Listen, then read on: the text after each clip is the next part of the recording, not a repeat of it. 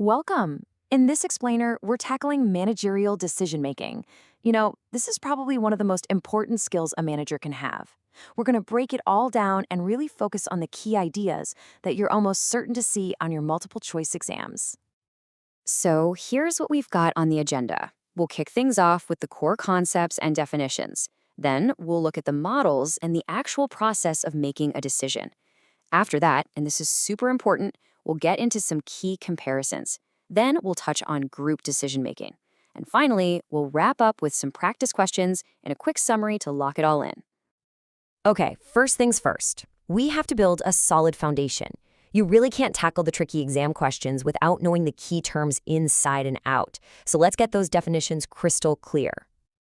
So, what exactly is managerial decision making?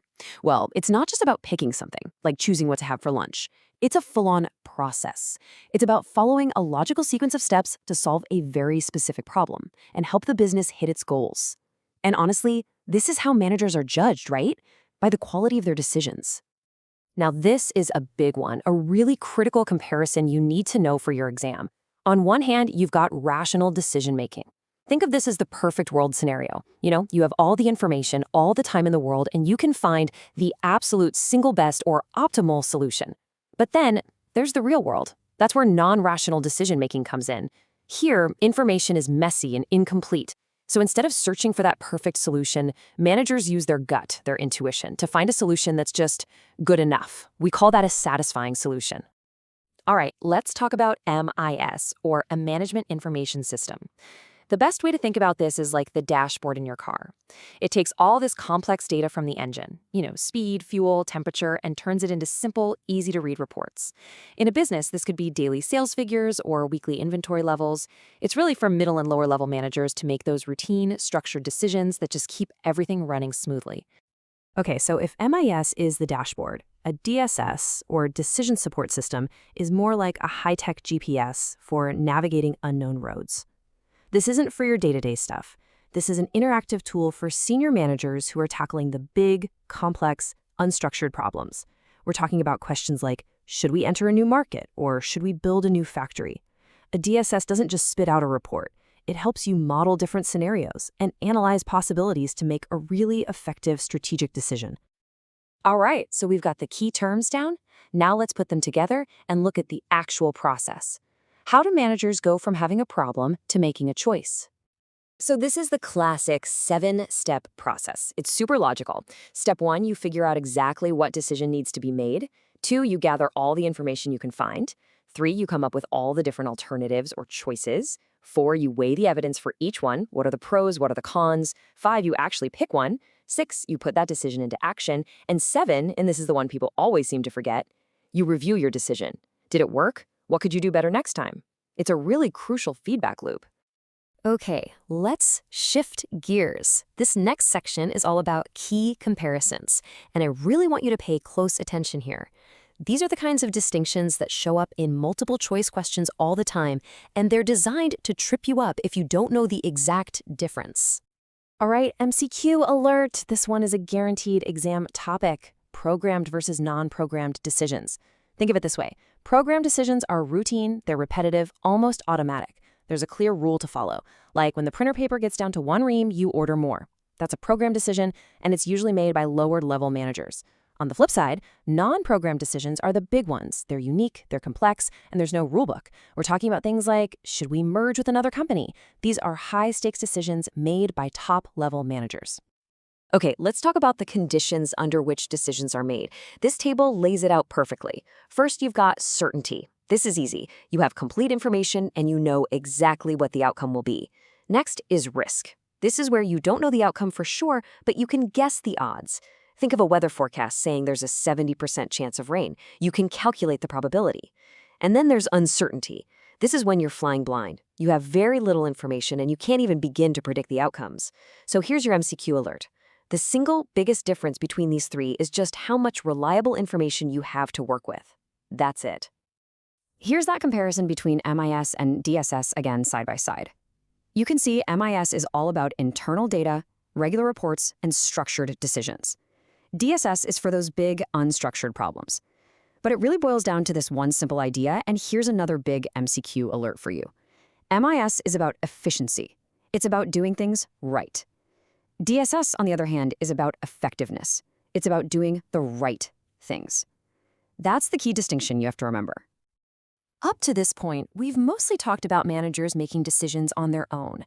But in reality, a lot of decisions are made by groups. So let's dive into the world of group decision-making and look at the good and the bad. So, what are the advantages of making a decision as a team? Well, the big one is diversity. You know the old saying, 2 heads are better than 1? When you bring more people into the room, you get more ideas, more perspectives, and that usually leads to a much better, more creative solution. Plus, here's a bonus. When people are part of making the decision, they're much more likely to actually get behind it and make it work. But of course, it's not all sunshine and roses. There are definitely downsides. For one, making a decision by committee can be painfully slow. And then you have the risk of groupthink. That's where nobody wants to rock the boat, so they all just agree with the first decent idea, and potentially better ideas get ignored. And what happens if the decision goes wrong? Suddenly it's hard to figure out who's actually responsible. It can get messy. Okay, so there are a few specific techniques groups can use. The first one, interacting, is just what it sounds like, a standard meeting where people talk and debate. But the other two are where it gets interesting. With the Delphi technique, the experts never actually meet. They're totally anonymous and just respond to rounds of questionnaires. It's great for getting honest opinions. Then you have the nominal technique. Here, people are in a room, but they start by writing their ideas down silently, on their own, before anyone discusses them. This prevents one loud person from dominating. So, time for an MCQ alert. The key thing to remember for your exam is that the Delphi technique is all about being anonymous and is used for forecasting. The nominal technique is all about silent brainstorming to encourage creativity. All right, we've covered a whole lot of theory. I think it's time to see how well it's sticking. Let's try a couple of exam-style questions to really test your knowledge. Okay, here we go. A senior manager is deciding whether to acquire a competitor. The situation is described as unique, and the outcomes are unpredictable. So the question is, what type of decision is this, and under what condition is it being made? Go ahead and read the options and think it through for a second. And the answer is D. Let's walk through why. First off, is this a routine decision? Absolutely not. Acquiring another company is a huge, one-of-a-kind strategic move. That makes it non-programmed. Right away, that eliminates options A and B. So now we're just choosing between C and D. The key word in the question is unpredictable. When outcomes are unpredictable, we're operating under uncertainty. That makes D the correct answer. Option C is wrong because risk implies we could at least estimate the probabilities, and the question says we can't. Let's try another one. A company wants to forecast future market trends. They plan to gather opinions from experts all over the country. But the key is, they don't want the experts to influence one another. Which group decision-making technique should they use? Look at your options. The correct answer here is C, the Delphi technique. Why? Well, there are two huge clues in the question, forecast and without them influencing each other. That's the exact definition of the Delphi technique. It's an anonymous method used for forecasting. Interacting groups, option A, is wrong because that's all about direct influence. Nominal groups, option B, is wrong because there's still a discussion phase where people can be influenced. And break-even analysis, option D, that's not even a group decision technique. It's a financial tool. So C is the only one that fits. All right, let's bring it all home with a quick, high-yield summary. If you're cramming for your exam, these are the absolute must-know points. First, rational versus non-rational. That's the difference between a perfect, optimal solution and a good enough, satisfying one. Second, programmed versus non-programmed. That's your routine, lower-level decisions versus the unique, top-level ones. Third, certainty, risk, and uncertainty are all about how much you know about the future. Fourth, MIS versus DSS. Remember, MIS is for efficiency, and DSS is for effectiveness. And finally, know your group techniques, interacting for debate, Delphi for anonymous forecasting, and nominal for creativity. If you can nail down these comparisons, you are going to be in a fantastic position for your exam.